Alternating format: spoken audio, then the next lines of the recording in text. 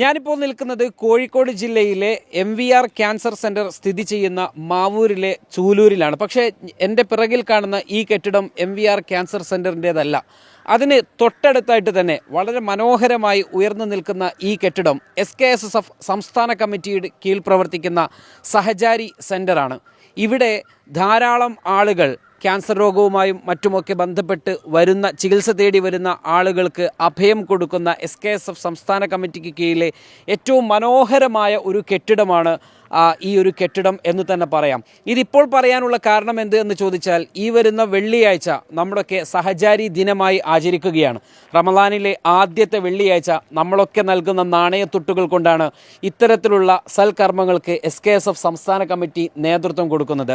നമുക്ക് ഈ ഹാള് കാണാം, ഈ കെട്ടിടം കാണാം, ഇവിടെ എന്തൊക്കെയാണ് പ്രവർത്തിക്കുന്നത്, എങ്ങനെയൊക്കെയാണ് ഇത് പ്രവർത്തിക്കുന്നത് എന്നതിൻ്റെ വിപുലമായിട്ടുള്ള ഡീറ്റെയിൽ ആയിട്ടുള്ള കാര്യങ്ങൾ നമുക്കറിയേണ്ടതുണ്ട്. ഞാൻ മനസ്സിലാക്കിയെടുത്തോളം 12ഓളം റൂമുകൾ, 12ഓളം ഫാമിലിക്ക് ഇതിനകത്ത് താമസിക്കാൻ കഴിയും. മയ്യത്ത് പരിപാലന കേന്ദ്രമുണ്ട്, നിസ്കാര ഹാളുണ്ട്, ഓഫീസ് റൂമുണ്ട്, അങ്ങനെ തുടങ്ങിയിട്ടുള്ള ഒരുപാട് സംവിധാനങ്ങൾ ഇതിനകത്തുണ്ട് എന്നാണ് ഞാൻ മനസ്സിലാക്കിയത്. ഏതായിരുന്നാലും നമുക്ക് ഇതിനകത്തേക്ക് തന്നെ നമുക്ക് പോകാം. ഇവിടെ SKSFൻ്റെ സംസ്ഥാന നേതാക്കളൊക്കെ ഇവിടെയുണ്ട്.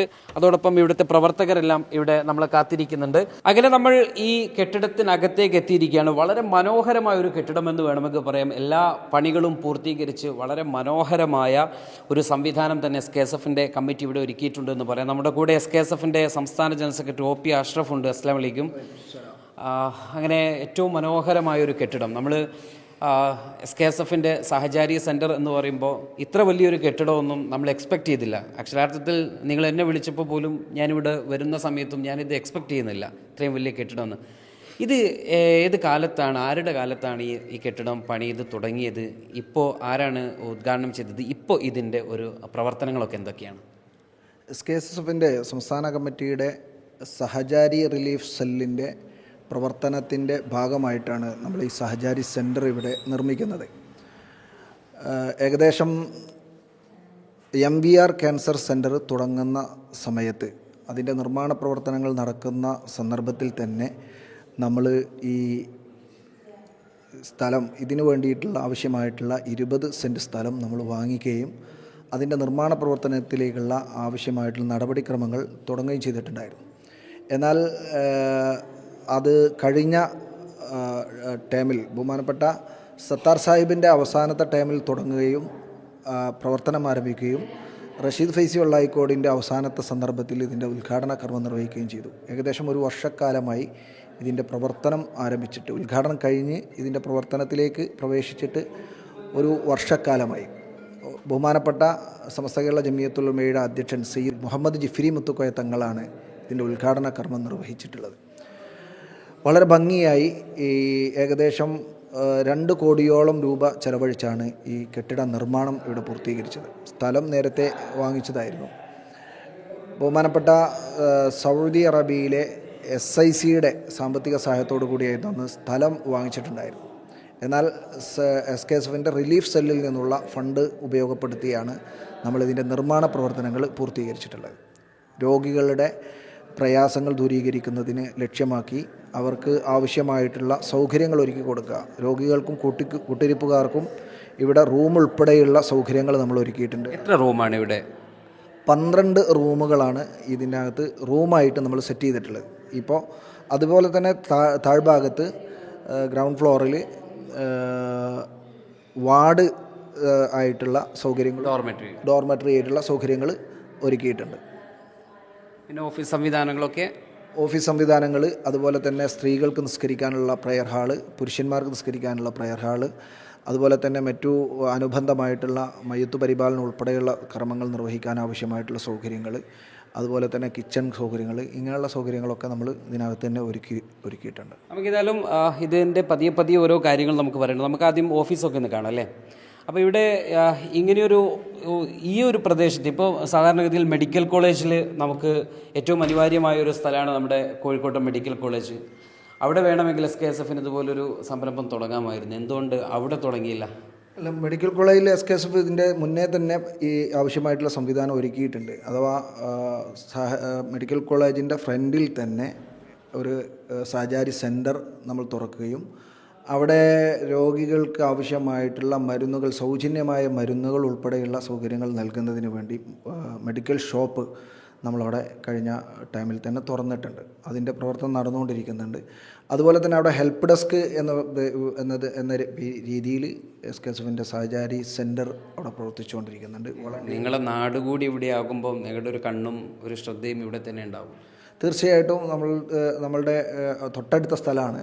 മാത്രമല്ല വളരെ പ്രയാസമനുഭവിച്ച് ദൂരദിക്കുകളിൽ നിന്നൊക്കെ വരുന്ന ആളുകൾ, ചെന്നൈയിൽ നിന്ന് വരെയുള്ള ആളുകൾ ഇവിടെ ഈ റൂമിനകത്ത്, നമ്മളുടെ സഹചാരി സെൻറ്ററിനകത്ത് ട്രീറ്റ്മെൻറ്റ് ആവശ്യാർത്ഥം വന്ന് താമസിക്കുന്ന മറ്റു മതവിഭാഗങ്ങളിലുള്ള ആളുകൾ പോലും ഇവിടെ ഉണ്ട്.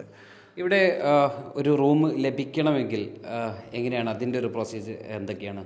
ഫോൺ നമ്പർ മാത്രമാണോ, ആ രീതിയിലാണോ, അല്ലെങ്കിൽ മറ്റേതെങ്കിലും ഇപ്പോൾ സംഘടനയൊക്കെ ആകുമ്പോൾ സംഘടന ലെറ്റർ, അങ്ങനെ റെക്കമെൻഡേഷൻ, അങ്ങനെ എന്തെങ്കിലും ഉണ്ടോ? എന്താണ് അതിൻ്റെ ഒരു രീതി? നിലവിൽ നമ്മൾ ചെയ്തുകൊണ്ടിരിക്കുന്നത് ഫോൺ സന്ദേശം മുഖേന വിളിച്ചോ അല്ലെങ്കിൽ നേരിട്ട് ഇവിടെ വന്നോ ചെയ്യുന്ന ആളുകൾക്ക് സൗകര്യങ്ങൾ ഒരുക്കി കൊടുക്കും. എന്നാൽ സംഘടനയുടെ ലെറ്ററും സംഘടനയുടെ ഉത്തരവാദിത്തപ്പെട്ട ആളുകളുടെ സന്ദേശമൊക്കെ ലഭിക്കുന്ന സമയത്ത് അതിനനുസരിച്ചുള്ള സൗകര്യങ്ങൾ നേരത്തെ തന്നെ അവർക്ക് ഒരുക്കി വെക്കും. എന്ന് പറഞ്ഞാൽ നമ്മുടെ ലീഡേഴ്സോ സംഘടനയുടെ ഉത്തരവാദിത്തപ്പെട്ട ആളുകളോ നേരത്തെ വിളിച്ചറിയിക്കുകയാണെങ്കിൽ അവർക്ക് വേണ്ടിയിട്ടുള്ള റൂംസ് ഇവിടെ നമ്മൾ നേരത്തെ റിസീവ് ചെയ്തു വെക്കും. ഇതിൻ്റെയൊക്കെ ഒരു മൂലധനം എന്ന് പറയുന്നത് ഒരു പക്ഷേ റമദാനിലെ ഒന്നാമത്തെ വെള്ളിയാഴ്ച പ്രവർത്തകർ നൽകുന്ന, അല്ലെങ്കിൽ SKSFിൻ്റെ ഈ ഒരു മഹത്തായ സേവനം കണ്ടറിഞ്ഞുകൊണ്ട് ജാതിമത ഭേദമന്യുള്ള മനുഷ്യനന്മ ഉള്ള ആളുകൾ നൽകുന്ന കുറച്ച് നാണയത്തുട്ടുകൾ, അല്ലെങ്കിൽ അവർ അടുക്കി വെക്കുന്ന ആ ഒരു സ്നേഹമാണ് ഇത്തരത്തിലുള്ള സൽപ്രവർത്തനങ്ങൾക്കൊക്കെ SKSFന് ഉപകരിക്കുന്നത്. നമുക്കതിൻ്റെ കൂടുതൽ വിവരങ്ങൾ നമുക്ക് പ്രത്യേകിച്ച് അറിയേണ്ടതുണ്ടാകും. സഹചാരിയുടെ ഫണ്ട് ആർക്കാണ് കൊടുക്കുന്നത്, എന്താണ് അത് കിട്ടാനുള്ള മാനദണ്ഡം, ഏത് മേഖലയിലുള്ള ആളുകൾക്കാണ് കൊടുക്കുന്നത്, ഇതൊക്കെ നമുക്ക് അറിയേണ്ട കാര്യങ്ങളാണ്. നമുക്ക് സംസ്ഥാന സെക്രട്ടറി തന്നെ നമ്മുടെ കൂടെയുണ്ട്. ഈ പറഞ്ഞതുപോലെ സഹചാരി ഫണ്ട് കിട്ടാൻ ഒരു മാനദണ്ഡം എന്താണ് ശരിക്കും? സഹചാരി ഫണ്ട് നമ്മൾ ശാഖ SKSF അർഹരായ രോഗികളെ കണ്ടെത്തി ആ രോഗികളുടെ കൃത്യമായിട്ടുള്ള ഡോക്യുമെൻസുകൾ അടക്കം ഓൺലൈൻ വഴി അപേക്ഷ സമർപ്പിക്കുകയാണ് ചെയ്യുക. അപേക്ഷ സമർപ്പിക്കുന്ന ഘട്ടത്തിൽ ജില്ലാ SKSFന് അത് കാണാൻ പറ്റും. ജില്ലാ SKSF അപ്രൂവൽ ചെയ്യുന്ന സമയത്ത് വെരിഫിക്കേഷൻ ചെയ്ത് കഴിഞ്ഞാൽ സ്റ്റേറ്റ് ഓഫീസ് വെരിഫിക്കേഷൻ ചെയ്ത് ഫണ്ട് അപ്രൂവ് ചെയ്യുന്ന രീതിയാണ് നമ്മൾ സ്വീകരിക്കുന്നത്. സംസ്ഥാന കമ്മിറ്റി നേരിട്ട് രോഗിയുടെ അക്കൗണ്ടിലേക്ക് സാമ്പത്തികം എത്തിച്ചു കൊടുക്കുന്ന ഒരു രീതിയാണ് അവലംബിച്ചു വരുന്നത്. തീർത്തും സുതാര്യമായി, എന്നാൽ വളരെ സ്വകാര്യമായി രോഗിയുടെ കൈകളിൽ ഫണ്ട് എത്തിക്കുന്ന രീതിയാണ് സ്വീകരിച്ചു വരുന്നത്.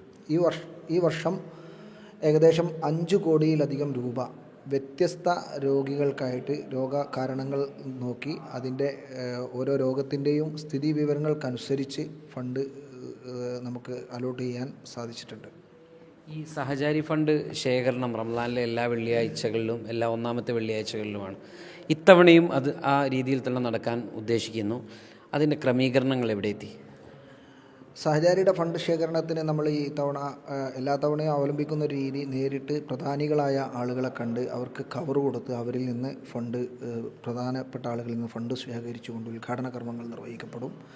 സോഷ്യൽ മീഡിയ വഴി നമ്മുടെ ശാഖ SKSFിൻ്റെ പ്രവർത്തകർ ഫണ്ട് സമാഹരിക്കും. അത് കഴിഞ്ഞ് വെള്ളിയാഴ്ച, റമദാനിലെ ഒന്നാമത്തെ വെള്ളിയാഴ്ച പള്ളികൾ കേന്ദ്രീകരിച്ചുകൊണ്ട് ഫണ്ട് ശേഖരിക്കുന്ന രീതിയാണ് സ്വീകരിക്കാറുള്ളത്. ഇത്തവണയും നേരത്തെ തന്നെ അതിൻ്റെ സംസ്ഥാനതല 3 സ്റ്റേറ്റിലെ 3 വ്യത്യസ്ത ജില്ലകളിൽ വെച്ചുകൊണ്ട് പ്രധാനപ്പെട്ട ലീഡേഴ്സിനെ വിളിച്ചു ചേർത്ത് അവർക്ക് ആവശ്യമായിട്ടുള്ള മെറ്റീരിയലുകൾ, പോസ്റ്റർ, കത്ത്, അതുപോലെ തന്നെ കവറ്, ഈ സ്റ്റിക്കർ, ഇങ്ങനെയുള്ള സാധനങ്ങളൊക്കെ വിതരണം ചെയ്തു. അതിനുശേഷം ജില്ലാതലങ്ങളിലുള്ള കൺവെൻഷൻ നടത്തി അവർക്കത് വിതരണം ചെയ്തു. ശേഷം സ്റ്റേറ്റ്, ജില്ലാ, മേഖല, ക്ലസ്റ്റർ, യൂണിറ്റ് തല ഉദ്ഘാടനങ്ങൾ നിർവഹിക്കപ്പെട്ടു. പിന്നീട് ഇപ്പോൾ നടന്നുകൊണ്ടിരിക്കുന്നത് സോഷ്യൽ മീഡിയയിലൂടെയുള്ള ഫണ്ട് സമാഹരണമാണ്. അടുത്ത വെള്ളിയാഴ്ച 7-ാം തീയതി പള്ളികളിൽ നിന്ന് ഖത്തീബുമാർ കൃത്യമായി ഇതിനെപ്പറ്റി പറഞ്ഞ് ആളുകളിൽ നിന്ന് ഫണ്ട് ശേഖരിക്കുന്ന രീതിയാണ് സ്വീകരിക്കുന്നത്. നമ്മളിത് സംസാരിക്കുമ്പോൾ ഈ സോഷ്യൽ ഫണ്ടിങ്ങിൻ്റെ അല്ലെങ്കിൽ ക്രൗഡ് ഫണ്ടിങ്ങിൽ പല സമ്മാനങ്ങളും സ്വീകരിച്ച കഥകളൊക്കെ നമ്മുടെ നാട്ടിൽ ഇപ്പോൾ വാർത്താമാധ്യമങ്ങളിലൊക്കെ ചർച്ചയായിക്കൊണ്ടിരിക്കുന്ന ഒരു സമയത്താണ് നമ്മളിത് സംസാരിക്കുന്നത്. ഇത് സ്വാഭാവികമായിട്ടും വലിയ ഒരു സംസ്ഥാനത്തുടനീളം നടക്കുന്ന ഈ ഒരു ഫണ്ട് ശേഖരണം അത് കൃത്യമായി സമസ്തയും സംഘടനയും ഒക്കെ ഓഡിറ്റ് ചെയ്ത് കൃത്യമായ കണക്കുകളൊക്കെ വെച്ച് ആ ഒരു രീതിയിൽ എത്രമാത്രം സുതാര്യത നമുക്കതിന് വാഗ്ദാനം ചെയ്യാൻ കഴിയും? നമ്മൾ ഓരോ വർഷവും ഈ ഫണ്ടിൻ്റെ കൃത്യമായിട്ടുള്ള ഓഡിറ്റിങ് നമ്മൾ ഇൻറ്റേർണൽ ഓഡിറ്റിങ് വാർഷികത്തിൽ നടത്തും. ഇപ്പോൾ ഈ വർഷം കഴിഞ്ഞ 16-ാം തീയതി നമ്മൾ 26-ാം തീയതി പിന്നെ മലപ്പുറം ഈസ്റ്റ് വെസ്റ്റിൽ വെച്ചുകൊണ്ട് നടത്തിയിട്ടുള്ള ആനുവൽ ക്യാബിനറ്റിൽ കൃത്യമായിട്ടുള്ള അതിൻ്റെ കണക്ക് നമ്മുടെ പ്രവർത്തകരുടെ മുമ്പിൽ സമർപ്പിച്ചു കഴിഞ്ഞു. മാത്രമല്ല നമ്മളുടെ മീഡിയകളിലൂടെ അതിൻ്റെ നിലവിലുള്ള സാഹചര്യം നമ്മൾ പറഞ്ഞു. ഇന്നത്തെ സുപ്രഭാതം ദിനപത്രത്തിൽ നമ്മൾ കൊടുത്തിട്ടുള്ള ഫണ്ടിൻ്റെ കണക്ക് പറഞ്ഞിട്ടുണ്ട്. ഇങ്ങനെ കൃത്യമായിട്ട് കണക്കുകൾ പറയുകയും ഓഡിറ്റിംഗ് കൃത്യമായി നിർവഹിക്കപ്പെടുകയും ചെയ്യുകയും അതിൻ്റെ കൃത്യത ഉറപ്പുവരുത്തുന്നതിന് വേണ്ടി നമ്മുടെ സംസ്ഥാന നേതൃത്വവും സമസ്തയും തന്നെ ഓഡിറ്റ് ചെയ്തുകൊണ്ട് അവരൊക്കെ ശ്രദ്ധയിൽപ്പെടുത്തിക്കൊണ്ടാണ് ഈ കാര്യങ്ങൾ പോകാറുള്ളത്. ഈ രോഗികൾക്ക് ഇന്ന രോഗത്തിന് എന്ന് സ്പെസിഫൈ ചെയ്യുന്നുണ്ടോ, അല്ലെങ്കിൽ എന്താണ് അവരെ തിരഞ്ഞെടുക്കുന്നതിന് അല്ലെങ്കിൽ അവരെ നിർദ്ദേശിക്കേണ്ടുന്നതിൻ്റെ മാനദണ്ഡം എന്തായിരിക്കും? രോഗത്തിൻ്റെ വ്യത്യസ്ത തരങ്ങളിലുള്ള രോഗങ്ങളെ നമ്മൾ ശ്രദ്ധിക്കുന്നുണ്ട്. ഇപ്പോൾ ഹൃദ്രോഗികൾ, അതുപോലെ തന്നെ ഈ ക്യാൻസർ രോഗികൾ, ഡയാലിസിസ് ചെയ്തുകൊണ്ടിരിക്കുന്ന ആളുകൾ, ഡയാലിസിസ് രോഗികൾക്കൊക്കെ നമ്മൾ മാസാന്തം ഫണ്ട് അനുവദിച്ചു കൊടുക്കുന്നുണ്ട്. ഡയാലിസിസ് ചെയ്തുകൊണ്ടിരിക്കുന്ന നിശ്ചിത എണ്ണം, അതായത് സംസ്ഥാന കമ്മിറ്റി ജില്ലകൾക്ക് വിഹിതിച്ചു കൊടുത്ത് അവർക്ക് ഒരു വിഹിതം നൽകിക്കൊണ്ട് എണ്ണം കണക്കാക്കിക്കൊണ്ട് ഓരോ മാസത്തിലും ഈ രോഗിയുടെ അക്കൗണ്ടിലേക്ക് ഫണ്ട് എത്തിച്ചു കൊടുക്കുന്ന ഒരു രീതി ഡയാലിസിന് നമ്മൾ സ്വീകരിക്കുന്നുണ്ട്.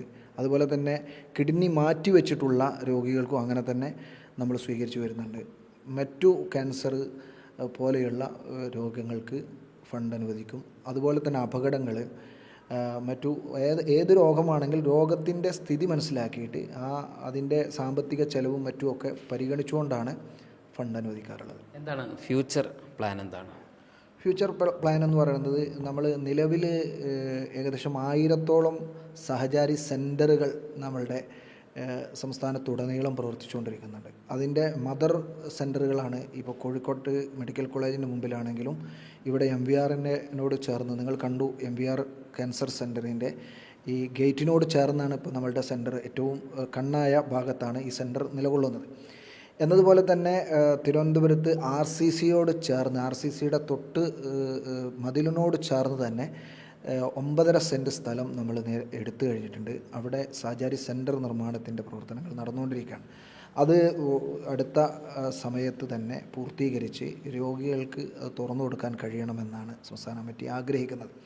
അതോടൊപ്പം തന്നെ മറ്റു പ്രധാനപ്പെട്ട ആശുപത്രികൾക്ക് അരികിലും സെൻറ്ററുകൾ സ്ഥാപിച്ചുകൊണ്ട് രോഗി പരിചരണത്തിന് കൂടുതൽ പ്രാമുഖ്യം നൽകുകയും, ഇതൊരു സ്ഥിരം സംവിധാനമാണ്, ആ നിലക്ക് ഒരു പ്രധാനപ്പെട്ട ചാരിറ്റി പ്രവർത്തനം എന്ന നിലക്ക് തന്നെ സംഘടന ഇതിനോട് മുന്നോട്ട് കൊണ്ടുപോകാനാണ് ആഗ്രഹിക്കുന്നത്.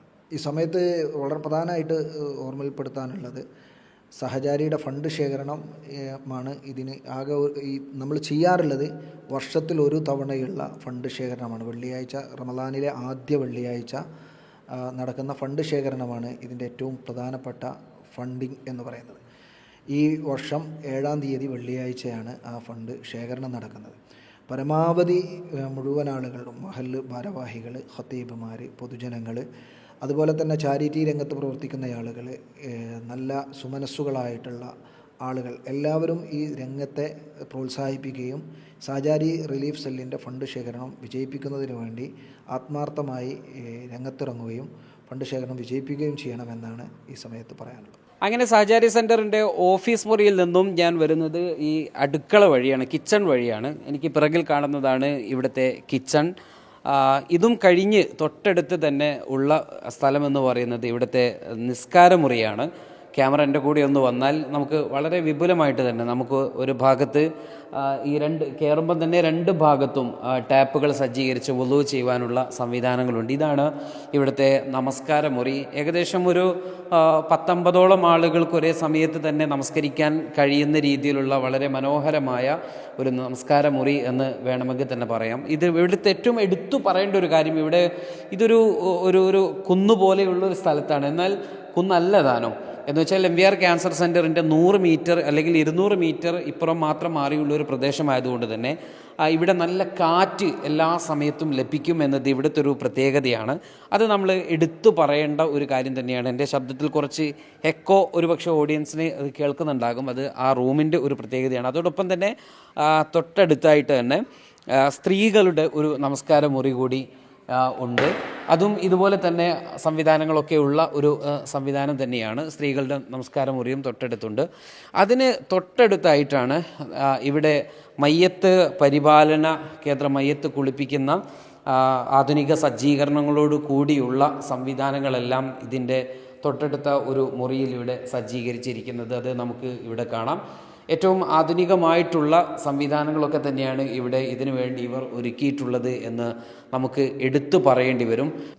ഇവിടെ നമ്മൾ ഈ പരിസരങ്ങളിലൊക്കെ മരണപ്പെട്ട് കഴിഞ്ഞാൽ, പ്രത്യേകിച്ച് MVRലൊക്കെ ചികിത്സയിലായിക്കൊണ്ട് മരണപ്പെട്ട് കഴിഞ്ഞാൽ അവർ നമ്മളെ ബന്ധപ്പെടുമ്പോൾ അവർ ലോങ് ഉള്ള ആളുകളൊക്കെ ആകുമ്പോൾ ഇവിടുന്ന് മയ്യത്ത് കുളിപ്പിച്ച് കൊണ്ടുപോകുക എന്നുള്ളതാണ് അവരാവശ്യം. അപ്പോൾ നമ്മളെ ബന്ധപ്പെടുന്ന സമയത്ത് SKSF സ്റ്റേറ്റ് കമ്മിറ്റിയോ അല്ലെങ്കിൽ അങ്ങനെ ആരെങ്കിലും ബന്ധപ്പെടുമ്പോൾ നമ്മുടെ ഈ പരിസരത്തുള്ള വ്യക്തി എന്ന നിലയിൽ എന്നെയോ അല്ലെങ്കിൽ നമ്മുടെ മേഖലാ ഭാരവാഹികളൊക്കെ ബന്ധപ്പെട്ടിട്ട് നമ്മൾ ഇവിടേക്ക് എത്തിക്കും. ഇവിടുന്ന് എന്ത് ചെയ്യും, അവർക്ക് മയ്യത്ത് കുളിപ്പിച്ച് കഫൻ ചെയ്ത് നമ്മൾ അവരെ ആംബുലൻസിൽ കയറ്റിയിട്ട് യാത്രയാക്കും. ഇതിപ്പോൾ സജ്ജീകരിച്ചിരിക്കുന്നത് നമ്മുടെ ഇപ്പോഴത്തെ ഇപ്പം നമുക്ക് ഏറ്റവും പുതിയ രീതിയിൽ വളരെ സൗകര്യത്തോട് കൂടിയിട്ട് മയ്യത്ത് കുളിപ്പിക്കാൻ പറ്റിയ സൗകര്യങ്ങളാണ് നമ്മളിവിടെ ഒരുക്കിയിട്ടുള്ളത്. ഈ മയ്യത്ത് കുളിപ്പിക്കാൻ പ്രത്യേക ആളുകളൊക്കെ ഇതിൻ്റെ കീഴിലായിട്ടുണ്ട്. അത് നമ്മുടെ SKSFൻ്റെ വിക്കായ NIT മേഖലയിൽപ്പെട്ട വിക്കായയുടെ പ്രവർത്തകർ ഇതിന് തയ്യാറായി നിൽക്കുന്ന ആളുകളുണ്ട്. മാവൂര്, പാഴൂര്, മലയമ്മ എന്നീ പ്രദേശങ്ങളിലുള്ള നമ്മൾ ഏത് സമയത്ത് വിളിച്ചാലും അതിന് സന്നദ്ധരായിട്ടുള്ള ആളുകൾ നിലവിൽ തയ്യാറായിട്ടുണ്ട്. അപ്പോൾ ഒരു പെട്ടെന്നൊരു മരണമൊക്കെ ഉണ്ടാകുമ്പോൾ അവർ ഏത് സമയത്തും അവർ അലർട്ടായിട്ടുണ്ടാകും. അതെ, നമ്മളത് ഇവിടെ വന്ന് അവർക്ക് ചെയ്തു കൊടുക്കും. അങ്ങനെ ഞങ്ങളുടെ നോമ്പുതുറ ഇന്ന് സഹചാരി സെൻറ്ററിലെ പ്രിയപ്പെട്ട SKSFൻ്റെ പ്രവർത്തകരോടൊപ്പമായിരുന്നു.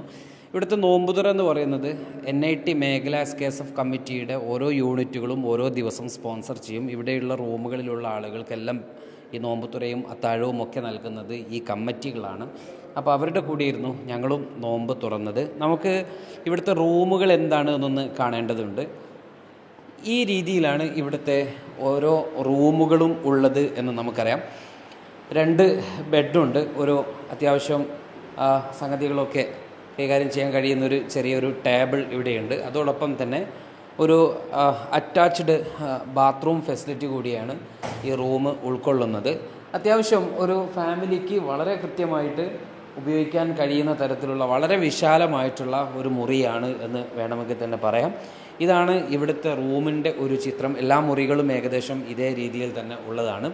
എന്തുകൊണ്ടും ഇവിടെ എത്തിപ്പെടുന്ന ഒരാൾക്ക് ഒരു ബുദ്ധിമുട്ടും ഇല്ലാത്ത തരത്തിൽ പൂർണ്ണമായും പണി കഴിഞ്ഞ അവസ്ഥയിലുള്ള റൂം സിസ്റ്റം കൂടിയാണ് ഇവിടുത്തെ ഓരോ റൂമുകളും എന്നതും SKSF ഒരുക്കിയിട്ടുള്ള ഏറ്റവും മനോഹരമായ സജ്ജീകരണമാണ് എന്ന് പറയാതെ തരമില്ല.